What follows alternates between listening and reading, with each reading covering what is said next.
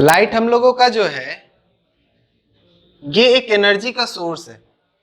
अगर पूछा जाए व्हाट इज लाइट, तो हम लोग सीधा सीधा कह सकते हैं ये एक एनर्जी का ऐसा सोर्स है जिसके वजह से हम लोग किसी चीज को देखने का सेंसेशन करते हैं।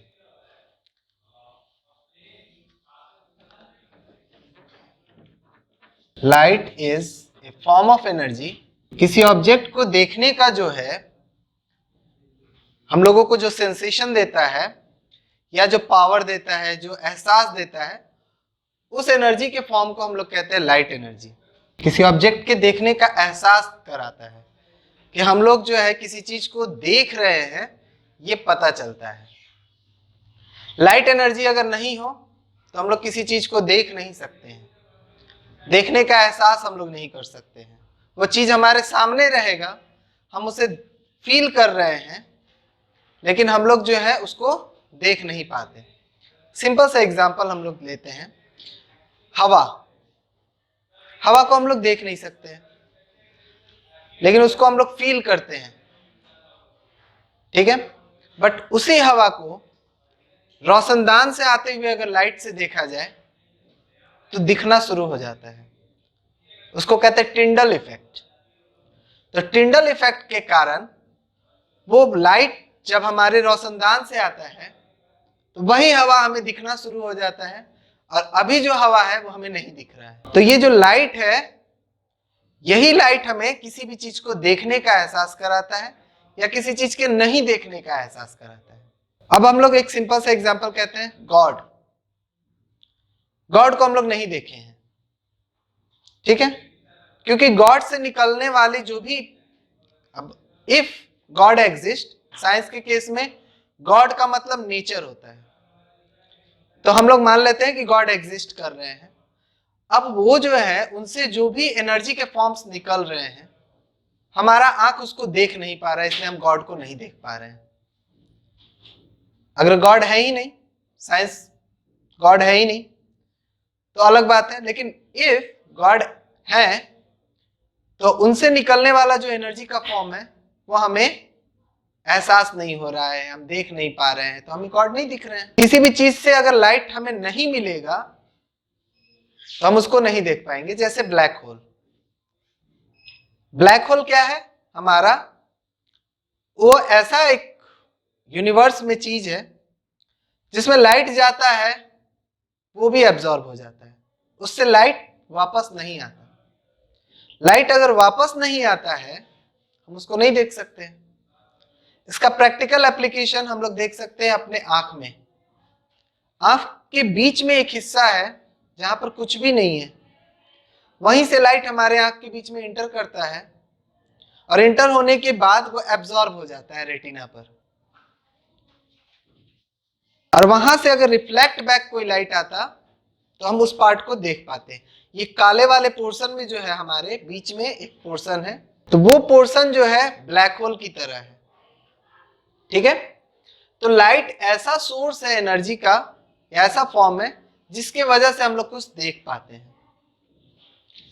कुछ चीजें हम लोग जो है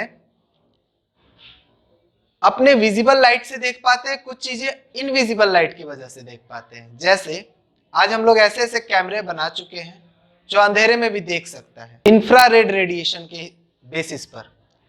तो लाइट का वो फॉर्म जो रात में वो कैमरा यूज करता है वो इंफ्रारेड रेडिएशन के बेसिस पर वो काम करता है। उस समय हमारी आंखें नहीं देख पाएंगी, लेकिन उस समय कैमरा वो देख लेगा क्योंकि उसके अंदर वो सेंसर लगा हुआ है। तो लाइट के भी कई सारे फॉर्म्स हैं, लाइट के भी कई सारे पार्ट्स हैं। अभी हम लोग जान रहे हैं कि लाइट एक एनर्जी का फॉर्म है जिसके वजह से हम लोग देख सकते हैं।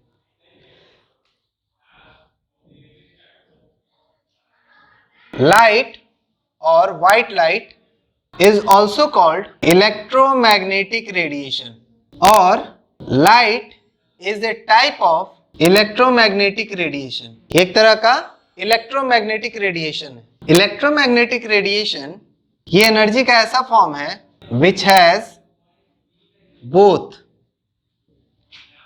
electric and magnetic properties. Electromagnetic radiation में ये एनर्जी का ही फॉर्म है जिसमें दोनों होगा, इलेक्ट्रिक प्रॉपर्टी भी होगा और मैग्नेटिक प्रॉपर्टी भी होगा, यानी इलेक्ट्रिक फील्ड में भी उस पर असर पड़ेगा और मैग्नेटिक फील्ड का भी असर पड़ेगा। इलेक्ट्रिक प्रॉपर्टी और मैग्नेटिक प्रॉपर्टी एक दूसरे के परपेंडिकुलर होते हैं। Both electric field and magnetic field are perpendicular to each other. Electromagnetic spectrum में हम लोगों का स्पेक्ट्रम हम लोग जानते हैं कि एक प्रिज्म से जब हम लोग किसी लाइट को पास करते हैं तो वो अपने कंस्टिट्यूएंट पार्टिकल में या कंस्टिट्यूएंट पार्ट्स जिससे बना हुआ है उसमें बढ़ जाता है। उसी तरह इलेक्ट्रोमैग्नेटिक रेडिएशन को किसी प्रिज्म से जब हम लोग पास करते हैं तो वो भी अपने अपने जो है कंस्टिट्यूएंट जो है पार्ट्स में बढ़ जाता है, जिसमें एक पार्ट आता है विजिबल लाइट।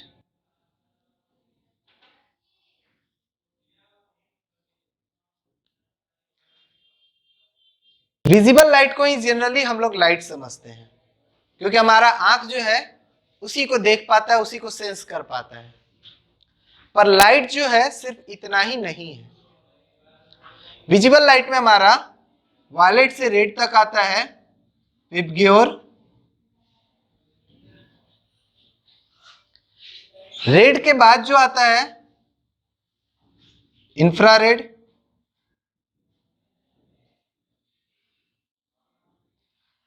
वायलेट से पहले अल्ट्रावायलेट,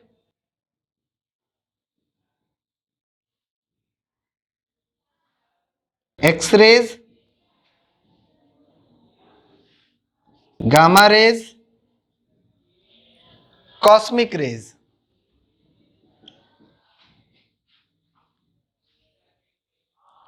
इंफ्रारेड के बाद हम लोगों का आता है माइक्रोवेव,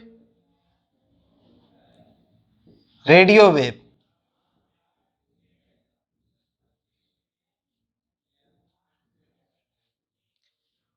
पूरे इलेक्ट्रोमैग्नेटिक रेडिएशन में इतने तरह के रेज होते हैं, इतने तरह के वेव्स होते हैं। Cosmic rays, gamma rays, X rays, ultraviolet, visible light, infrared, microwave, radio wave, ये सारे भी लाइट के पार्ट्स हैं, यानी कि लाइट में ये सारे भी मिलते हैं। पर हमारा जो है एटमॉस्फेयर वो यहां से लेकर यहां तक वापस भेज देता है, यूनिवर्स में वापस भेज देता है। इसलिए कहा जाता है ओजोन लेयर जो है ब्लैंकेट की तरह काम करता है, वो अल्ट्रावायलेट रेज को एब्जॉर्ब कर लेता है, ये सब सारे को भी जो है वापस भेज देता है हमारा एटमॉस्फेयर। हमारे पास पहुंचता है विजिबल लाइट रे, इंफ्रारेड, माइक्रोवेव, रेडियो वेव। धरती के सरफेस तक यहां के बाद का सारा पहुंचता है। ठीक है, एनर्जी वाइज अगर हम लोग बात करें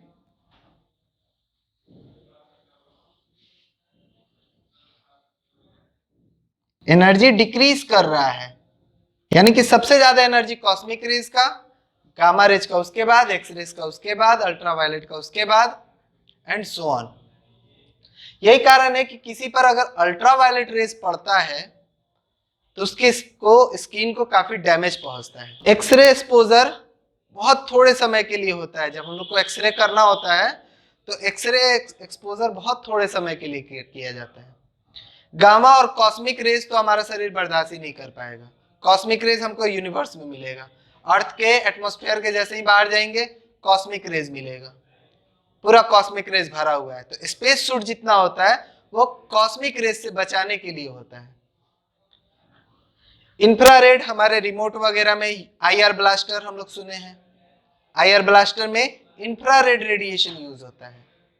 मोबाइल वगैरह में माइक्रोवेव, सैटेलाइट मोबाइल जो होता है जो सिक्योरिटी पर्पस में यूज होता है, रेडियो वेव्स यूज होते हैं। मोबाइल में भी रेडियो वेव यूज होता है। ठीक है, तो ये सारे हम लोगों का यूज है, ये सारे लाइट के ही पार्ट है। इलेक्ट्रोमैग्नेटिक रेडिएशन उसको जनरल नाम दिया गया, आम भाषा में हम लोग लाइट समझते हैं। एक फॉर्म है इलेक्ट्रोमैग्नेटिक रेडिएशन का, एक टाइप है लाइट, और लाइट के अंदर ये सब सारे कुछ मिलते हैं। ये सारे का जो है यहां से लेकर अल्ट्रावायलेट ये धरती के पहले ही मुड़ जाता है, धरती तक, यहाँ के बाद visible, infra, microwave, radio wave पहुंचता है। ठीक है, वेवलेंथ इंक्रीज करता है। इधर से इधर वेवलेंथ हमारा इंक्रीज करता है।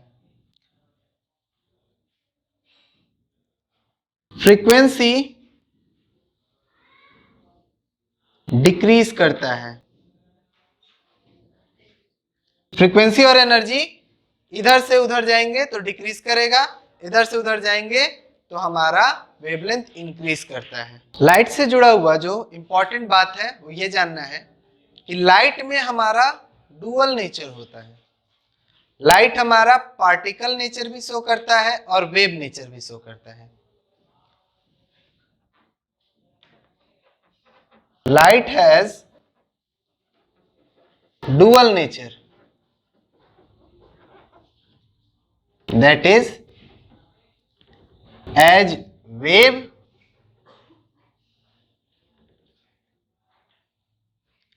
and particle।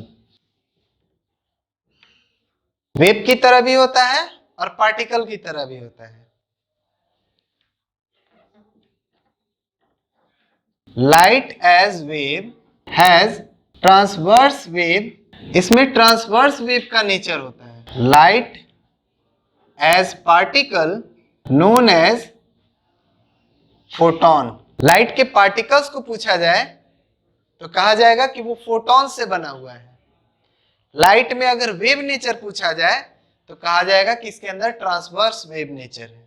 Light shows various phenomenon like reflection, refraction, dispersion, interference, etc. Light also show photoelectric effect।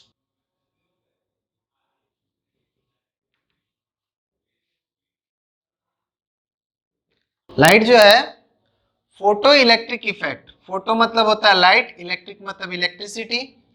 Light पड़ने पर इलेक्ट्रॉन इजेक्ट होने के फेनोमेनन को कहते हैं photo electric effect.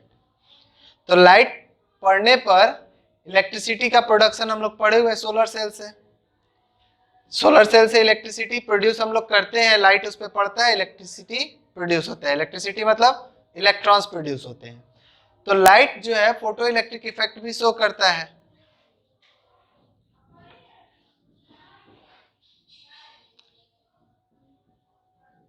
Speed of light in vacuum ये 3.0 इंटू 10⁸ मीटर पर second. In air लगभग 2.99 10⁸ मीटर पर सेकेंड, या इसको भी हम लोग 3.0 10⁸ मीटर पर सेकेंड। अगर हम लोग वैक्यूम और एयर का बात करेंगे तो वैक्यूम में स्पीड ज्यादा होता है, एयर में कम होता है। पर अगर हम लोग एयर में सिर्फ बात कर रहे हैं तो हम 3 बोल सकते हैं कि 3 इंटू 10⁸ मीटर पर सेकेंड स्पीड होता है, कहा जा सकता है। बट जैसे ही बात आ जाएगा वैक्यूम का तो वैक्यूम में 3 होता है और एयर में उससे थोड़ा सा कम हो जाता है। Different constituent of light has different frequency. अलग अलग जो कंस्टिट्यूएंट पार्ट है, जैसे वायलेट है, येलो है, रेड है, इंफ्रारेड है या अल्ट्रा वायलेट है, सबका अलग अलग फ्रीक्वेंसी होता है। और वेवलेंथ, डिफरेंट फ्रीक्वेंसी और डिफरेंट वेवलेंथ होता है। फॉर्मूला क्या यूज होता है? C बराबर F into lambda, where C जो है स्पीड ऑफ लाइट है,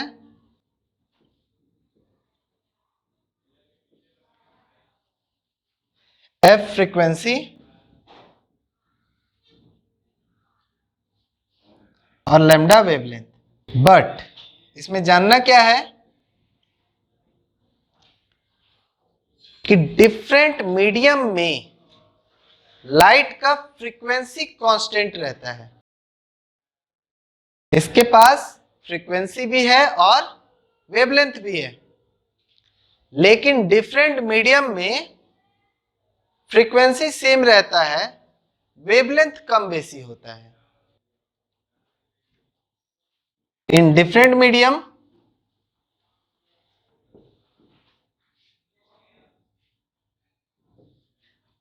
frequency remains same.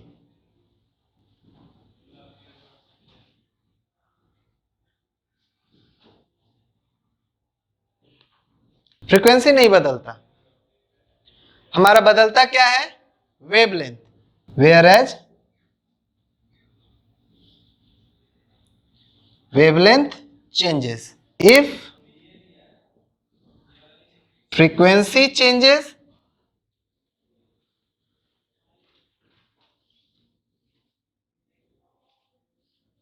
characteristic changes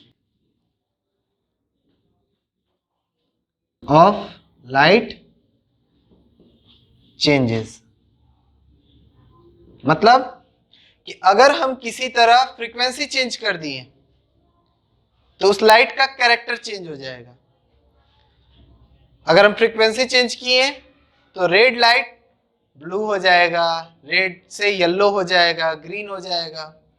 लेकिन वेवलेंथ अगर चेंज करते हैं तो हमारा कैरेक्टरिस्टिक चेंज नहीं आएगा। वेवलेंथ की वजह से उसका कलर चेंज नहीं होगा, उसका प्रॉपर्टी चेंज नहीं होगा। लेकिन अगर फ्रीक्वेंसी चेंज हो गया तो उसका कलर भी चेंज हो सकता है, उसका कैरेक्टरिस्टिक चेंज हो सकता है। वो हो सकता है कि रेड से इंफ्रारेड बन जाए, हो सकता है रेड से अल्ट्रावायलेट बन जाए। सो कई सारे चेंजेस आ सकते हैं। Energy of light E is equal to H C by lambda या H nu H F, where H जो है प्लैंक्स कांस्टेंट कहा जाता है,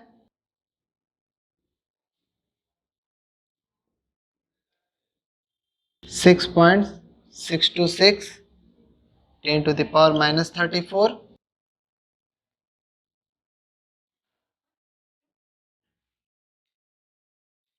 this is called new.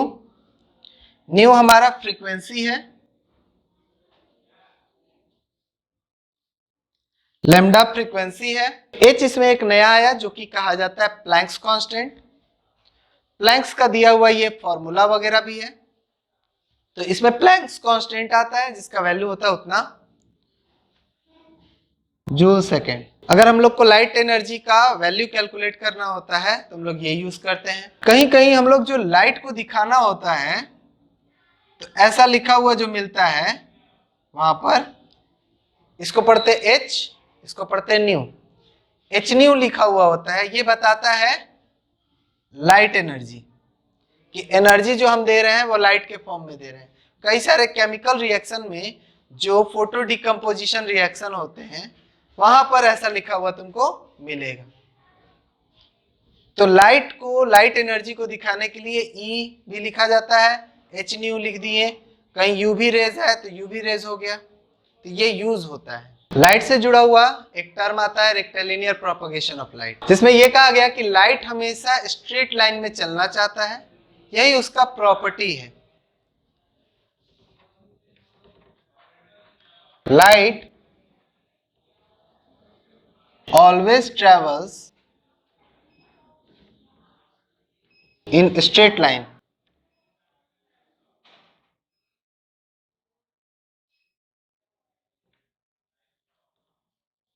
This phenomenon is called rectilinear propagation. अगर कोई ऑब्जेक्ट है जिससे हमारा लाइट निकल रहा है,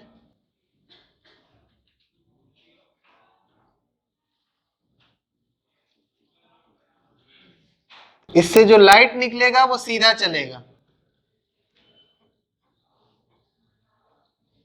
जो लाइट है वो सीधा ट्रेवल करेगा और सीधा ही ट्रेवल करके वो दूसरे ऑब्जेक्ट तक या हमारे आई तक पहुंचेगा।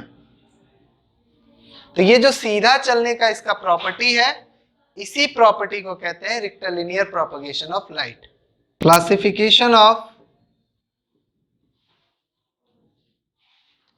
Objects on the basis of light. एक हमारा ऑब्जेक्ट हो जाता है ल्यूमिनस,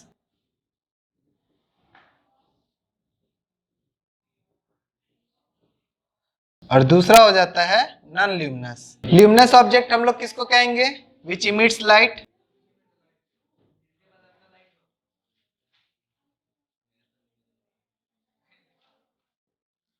जैसे सन, इलेक्ट्रिक बल्ब, etc। जो लाइट इमिट करता है वो हमारा जो है ल्यूमिनस ऑब्जेक्ट कहा जाएगा। नॉन ल्यूमिनस उसको बोलेंगे जो लाइट इमिट नहीं करता है। Which do not emit light, those which reflect light are not luminous. जो लाइट रिफ्लेक्ट भी करेगा उसको ल्यूमिनस नहीं बोलना है। जैसे मून हमारा चमकता है, स्टार्स भी चमकता है, तो स्टार अपना लाइट इमिट करता है इसलिए हम उसको ल्यूमिनस ऑब्जेक्ट बोलेंगे, लेकिन मून अपना लाइट नहीं है इसलिए हम उसको जो है नॉन ल्यूमिनस बोलेंगे। We can see non luminous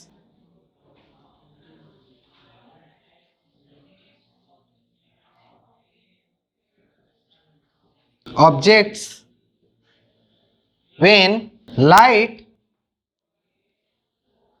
reflects from them। जब उनसे लाइट रिफ्लेक्ट करेगा तब हम उनको देख पाएंगे, अगर उससे लाइट रिफ्लेक्ट नहीं करेगा हम उनको नहीं देख सकते। तो ये हो गया बेसिक इंफॉर्मेशन लाइट से जुड़ा हुआ।